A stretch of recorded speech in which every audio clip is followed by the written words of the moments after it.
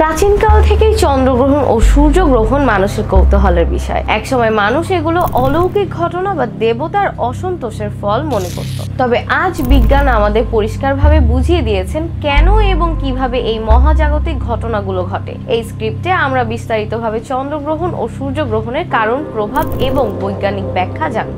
চন্দ্রগ্রহণ তখনই হয় যখন পৃথিবী, সূর্য এবং চাঁদ এক সরল রেখায় আসে এবং পৃথিবী চাঁদের ওপর ছায়া ফেলে। অর্থাৎ পৃথিবী সূর্য ও চাঁদের মাঝখানে চলে এলে চাঁদের ওপর সূর্যের আলো পৌঁছাতে পারে না এবং তখনই গ্রহণের সৃষ্টি হয়। পৃথিবী সূর্যের আলো গ্রহণ করে এবং এটি চাঁদের ওপর প্রতিফলিত হয়। কিন্তু যখন পৃথিবী চাঁদ ও সূর্যের মাঝখানে চলে আসে তখন সূর্যের আলো চাঁদের ওপর সরাসরি পৌঁছাতে পারে না, ফলে চাঁদ আংশিক বা সম্পূর্ণ অন্ধকার হয়ে যায়। চন্দ্রগ্রহণ শুধুমাত্র পূর্ণিমা তিথিতে ঘটে, কারণ তখনই চাঁদ পূর্ণভাবে আলোকিত হয় এবং পৃথিবীর ছায়ার মধ্যে প্রবেশ করতে পারে। পূর্ণ চন্দ্রগ্রহণ যখন চাঁদ পুরোপুরি পৃথিবীর ছায়ার মধ্যে ঢুকে যায় তখন পূর্ণ চন্দ্রগ্রহণ ঘটে।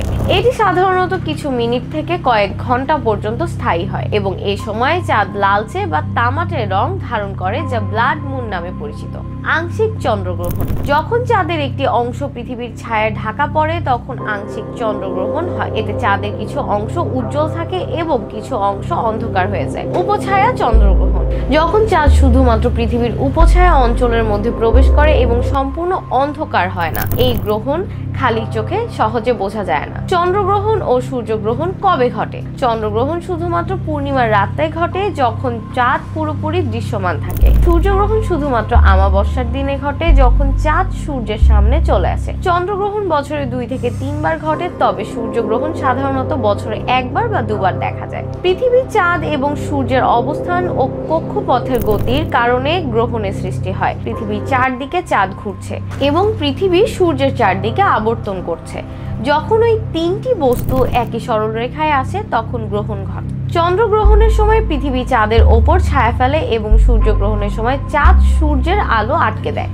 সূর্যগ্রহণ দেখার ক্ষেত্রে বিশেষ সতর্কতা অবলম্বন করা জরুরি। খালি চোখে সূর্যগ্রহণ দেখা বিপজ্জনক, কারণ এটি চোখের রেটিনার স্থায়ী ক্ষতি করতে পারে। সোলার ফিল্টার বা বিশেষ সানগ্লাস ব্যবহার করা উচিত। ক্যামেরা বা টেলিস্কোপ ব্যবহার করলে সোলার ফিল্টার ব্যবহার করতে হবে। চন্দ্রগ্রহণ দেখার জন্য কোনো বিশেষ সতর্কতা নেই, এটি খালি চোখেই দেখা নিরাপদ। চন্দ্রগ্রহণ ও সূর্যগ্রহণের সংস্কৃতি ও কুসংস্কার বিভিন্ন সংস্কৃতিতে গ্রহণকে অলৌকিক বা অশুভ বলে মনে করা হতো। প্রাচীনকালে অনেকেই বিশ্বাস করত যে গ্রহণের সময় কোনো দৈত্য বা রাক্ষস সূর্য বা চাঁদ গ্রাস করেছে। চীনে বিশ্বাস করা হতো যে একটি ড্রাগন সূর্যকে খেয়ে ফেলছে, তাই মানুষ শব্দ করে ড্রাগনকে ভয় দেখানোর চেষ্টা করত।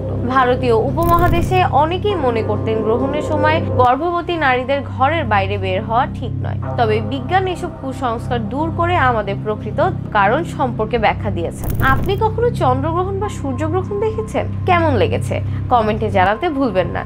এরকম আরো তথ্যমূলক ভিডিও দেখতে চাইলে লাইক, শেয়ার এবং সাবস্ক্রাইব করে আমাদের সাথে থাকুন। ধন্যবাদ।